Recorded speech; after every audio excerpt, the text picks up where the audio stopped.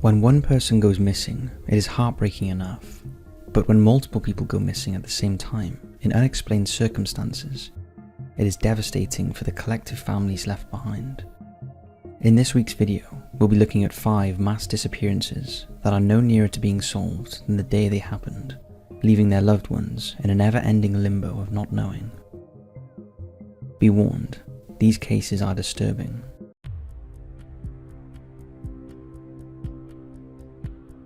The mysterious disappearance of the N.G people. During the harsh Canadian winter of 1930, fur trapper Joe LaBelle searched for shelter from falling snow and bitter cold. He was close to Lake N.G in the Northwestern Territory and knew there was an Inuit settlement in the area. As he stumbled into the village, he noticed how eerily silent it was. On previous visits, Joe had been greeted by a warm and bustling community. He carried on, hoping to find lodging, but soon realized the place was completely deserted. Joe found abandoned huts, smoldering fires, meals left out uneaten, and personal possessions and weapons left intact. As he continued to search, it became clear that the people of Lake N.G had vanished. Something had happened that forced the entire community to abandon their homes. Just as disturbing was that every single dog in the village appeared to have starved to death. Suspecting something terrible had happened, and knowing the Inuit community would never leave behind valuable commodities for no reason, Joe hiked a few miles to the nearest telegraph station to alert the authorities. Hours later, the Royal Canadian Mounted Police arrived. As they travelled to the village, they were joined by trapper Armand Laurent and his 2 sons, who gave a curious account of what they had seen a few days earlier. They claimed that they had witnessed an airborne object heading in the direction of Lake N.G that appeared to change shape as it moved. If that wasn't strange enough, when the Mounties searched the village and saw for themselves what Joe had described, they made another extraordinary discovery. In the graveyard, every grave had been opened and emptied, with the headstones neatly stacked on the side of the plots. How could a community of around 30 men, women and children disappear without a trace, taking their dead with them? The Mounties immediately ordered a search party for the missing villagers, but failed to find anything.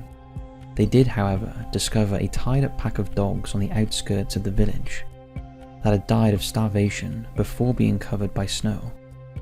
They also stated they witnessed strange pulsing lights in the sky above Lake N.G, although it's worth pointing out these could have been the Northern Lights, although the officers claimed they were not like the natural phenomena that they were used to seeing.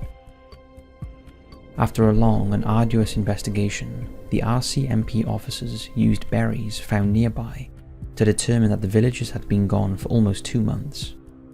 However, it was apparent from the smouldering fires and prepared food that someone else had been using the village after they fled. The RCMP eventually concluded the disappearance was a seasonal or permanent abandonment, given the nomadic nature of the Inuit people. However, they did note it was odd for them to leave behind their weapons and provisions. As for the lights and craft witnessed, well, they were never explained. For many, this left a lot of unanswered questions, and several did not believe this explanation, which has left the case wide open to speculation.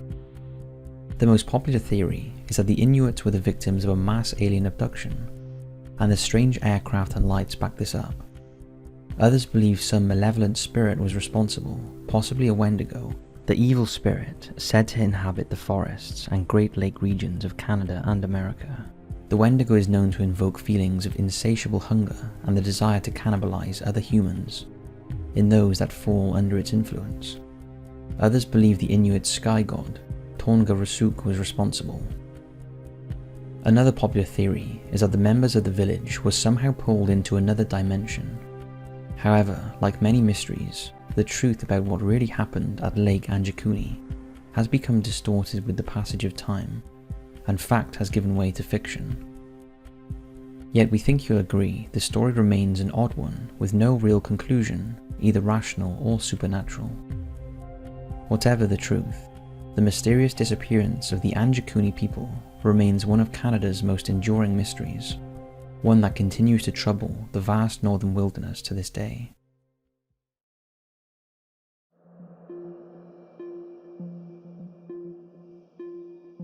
The Gill family disappearance.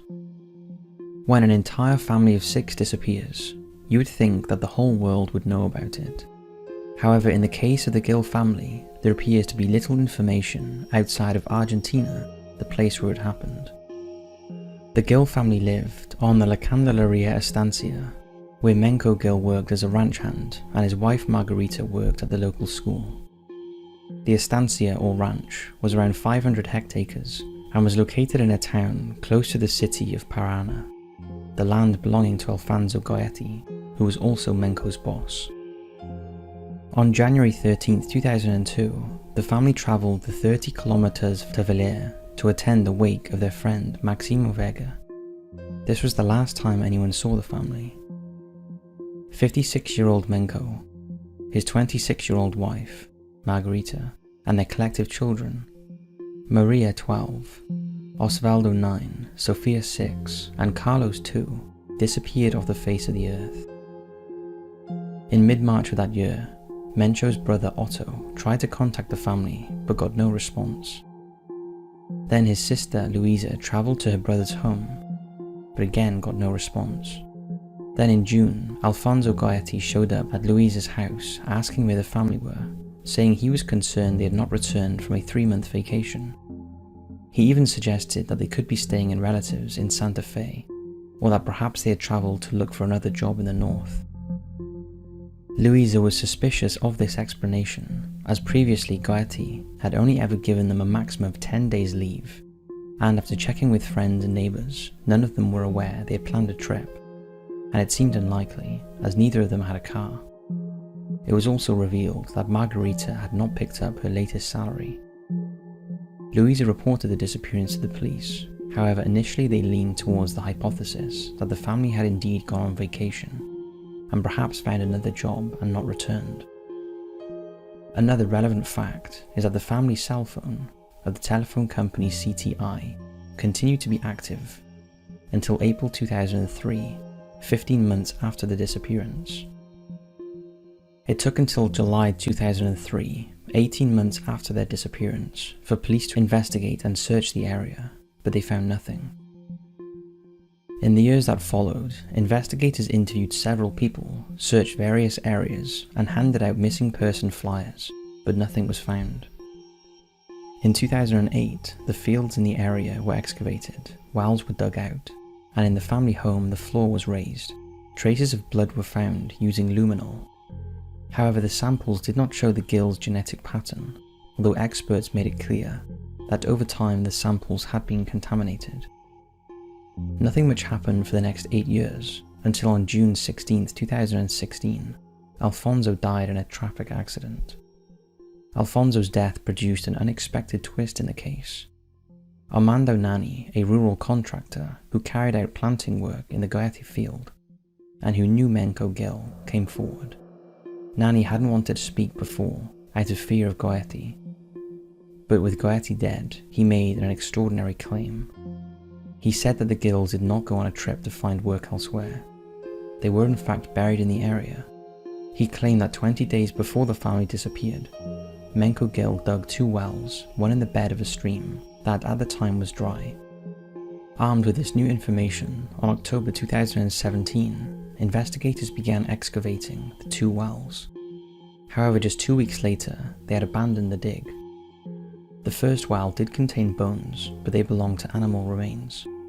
The second well, that was now filled with water, posed a significant and costly problem, and the additional funding needed to be approved by the judicial branch.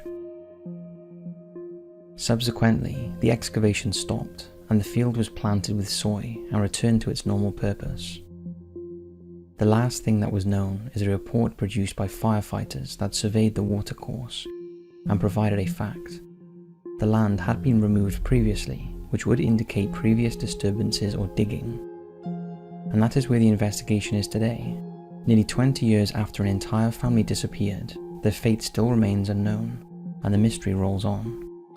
For the family, this must be agonizing, knowing that in all likelihood their loved ones are buried in the field in which they worked and lived. Will the mystery ever be solved? Will they ever get justice and a decent burial? Or will money, or lack of it, prevent all of that? What's your thoughts and theories on this one?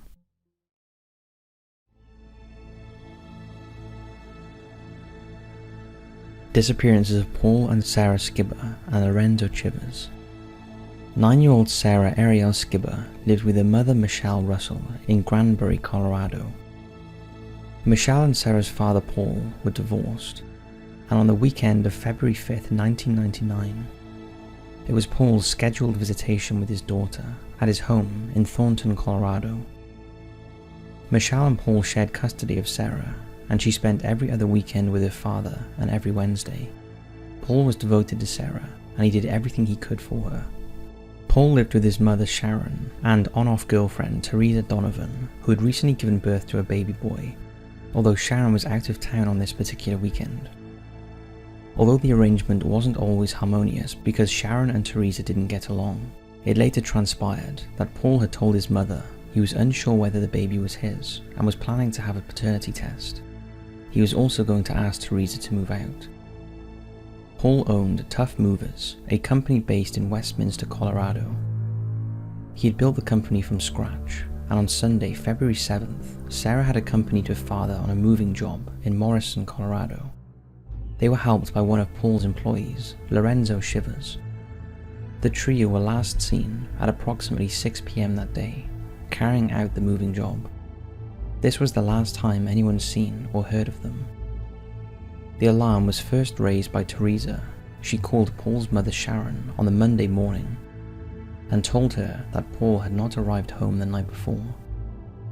He hadn't taken Sarah back to her mother's house either, and he hadn't shown up at work, even though he had a job lined up that morning. Lorenzo Chivers, who lived with Teresa's sister, was also missing. Teresa had phoned the police department, but stated they did not take her seriously. Sometime later, Sarah's mother Michelle also phoned the police, notifying them that Sarah had not been returned from her weekend stay with Paul. Investigators initially believed that Paul had abducted Sarah with Chivers' assistance, and a warrant was issued for Paul's arrest, and authorities thought the disappearances were related to a possible custody dispute. Investigators later discovered one of Paul's vehicles, which had been abandoned in the Westminster parking lot, used by his company, and it wasn't parked the way he normally positioned it. The truck had been pierced by 2 bullets and was smeared with blood. A piece of human skull with hair attached was inside, and there was additional hair on the truck's fender. Shell casings and blood were found in the parking lot as well. There was no sign of Sarah, Paul, or Chivers at the scene. Chivers' car was also found parked in the lot, but Paul's other vehicle was located in Denver, Colorado. DNA tests proved that the blood on the truck's door was Paul's. The blood on the ground outside was Paul's and Sarah's. The piece of scalp was from Paul, and the hair was Sarah's. Authorities changed the classification of the missing persons case at that time to endangered missing and announced that foul play was suspected in the disappearances. They believed Chivers, Paul, and Sarah were ambushed and killed when they returned the truck to the lot, and that Paul was the probable target, and his daughter and Chivers were just in the wrong place at the wrong time. To date, no one has been charged with any involvement in any of the disappearances. The remains have never been found, and for the families, the mystery of what happened to their loved ones continues. The case is still very much open, and if anyone has any information, please call Westminster Police Department on the following number.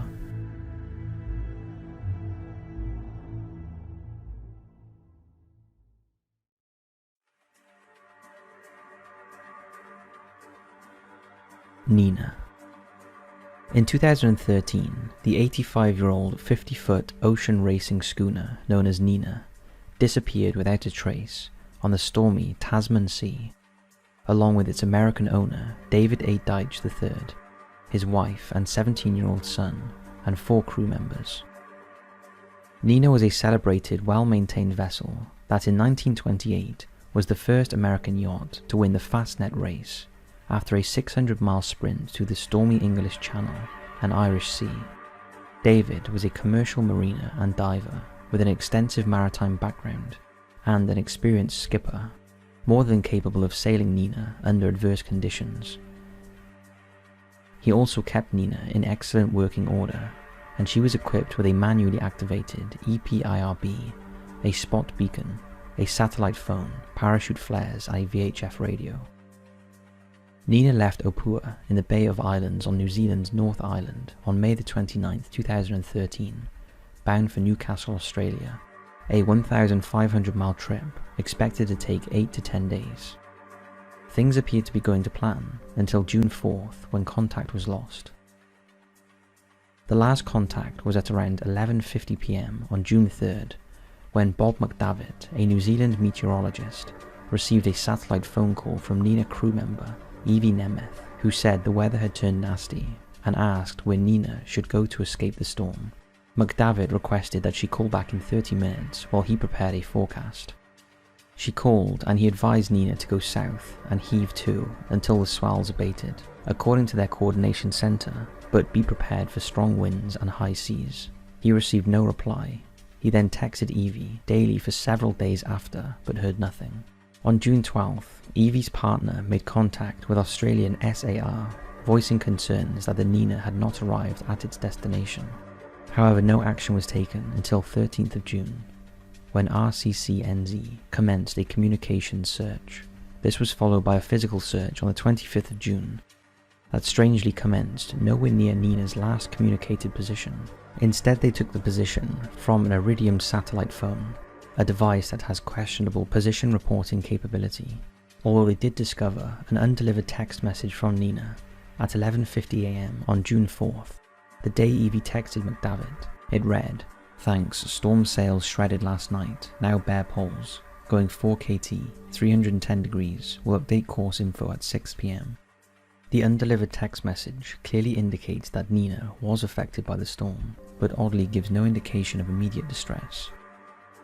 The rescuers suspended their search on July 6th after overflying 737,000 square nautical miles of ocean, one of the largest searches ever for the agency, along with searches of the shoreline in the hope of finding survivors or debris.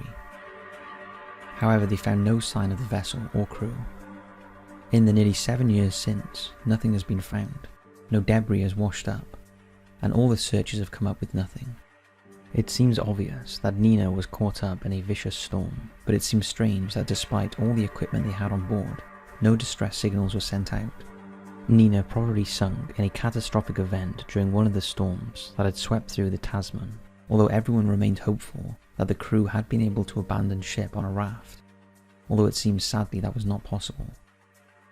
What is worth noting is that the location of the disappearance was within the area known as the Bass Strait Triangle, a stretch of water that has claimed several other ships and aircraft, and is perhaps best known for the disappearance of Australian pilot Frederick Valentich, who vanished after a UFO sighting in the area.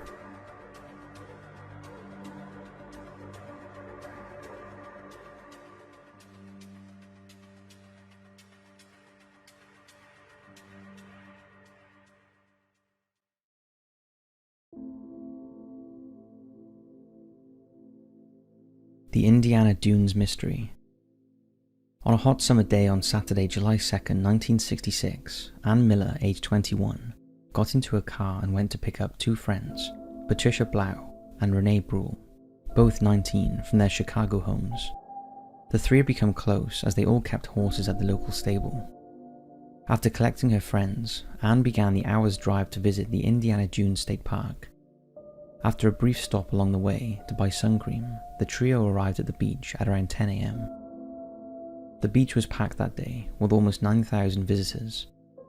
Amongst them was a young couple named Mike and Frances, who set themselves down next to the three girls.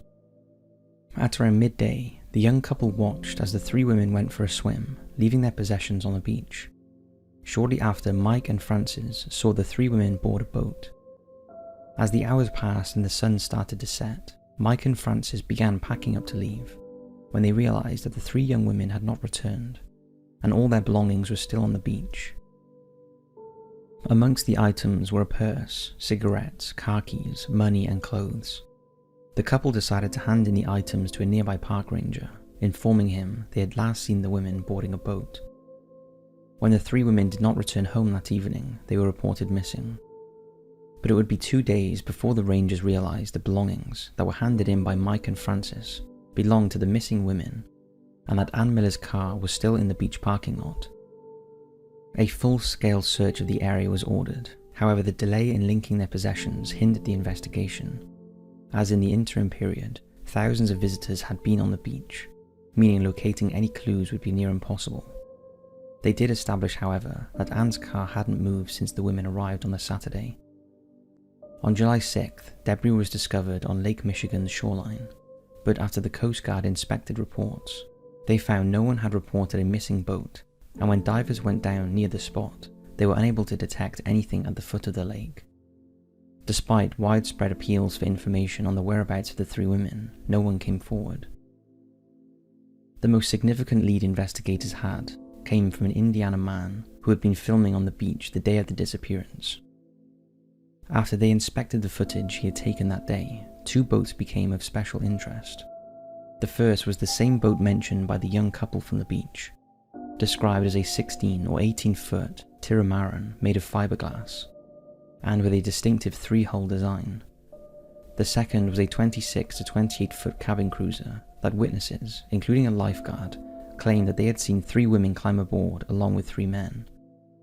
However, despite their best efforts, law enforcement investigators came up with nothing. Over the years, there have been many theories. The most obvious is that the women were involved in an accident on the boat they boarded, although if that was the case, the man on the boat would have also been reported missing, but no such report was ever logged, unless of course an accident did occur in which the boat owner survived and he covered up the incident to avoid blame for the women's deaths. Another suggestion is that the 3 women drowned after getting into trouble while swimming, although this seems unlikely as no bodies have ever been washed up. Another theory is that the 2 of the women were pregnant by married men. At that time, abortion was still prohibited in Illinois, and this has led to the belief that at least one of the women died during an illegal abortion, and the other 2 women were then murdered to cover it up. Although again, there is little proof this could have happened. After all, why would a woman go to have an abortion in a swimsuit, not taking any of her clothes with her, and meet her abortionist on a beach? During the investigation, it was learned that all 3 women had personal problems. This led to the speculation that Ann Miller, Patricia, and Renee had planned their disappearance from the beach that day. Apparently Patricia had even told a friend that she was going to leave and that no one would find her. But the fact that all their personal possessions, including money, was left behind, seems an unlikely thing to do if you plan to start a new life. Then there is the connection to the stables. Anne, Patricia, and Renee often rode at the Tricolor stables in Illinois, which were owned by George Jane and his brother, who were involved in fraudulent activities, murders, and worse in the mid-1960s. In June 1965, Cheryl Ann Rood, a young woman, was killed at the Tricolor stables by a car bomb that had been meant for George Jane. George had asked Cheryl to move his Cadillac from the stable entrance and the bomb exploded. Some believe that perhaps Patricia, Anne, and Renee may have witnessed the bomb being planted, and as a result a hit was taken out on them. There was definitely a connection between the Janes and the missing women, as both men's telephone numbers were found in their belongings after their disappearance, and there is no question that the 2 men were criminals. George was shot to death in 1970, and his brother Silas was later convicted of conspiracy to murder his brother. He is also a suspect in the disappearance and probable murder of Candy heiress Helen Brack. However, neither brother has been positively linked to the women's disappearance. Even though Silas reportedly told a sheriff that he had 3 bodies buried beneath his residence, the sheriff took the claim seriously and planned to search the property, but before he could start the search, he was killed in a farming accident, and for whatever reason, it was not pursued after that. The sad fact is that the 3 women have now been missing for over 50 years, and no one is any closer to finding them now than the day they disappeared. The case is not unsolvable, but without any bodies or any solid new leads, it's unlikely that the truth will ever be known. Did they plan their own disappearance? Were they involved in a tragic accident? Or has something far more sinister happened to them? You decide.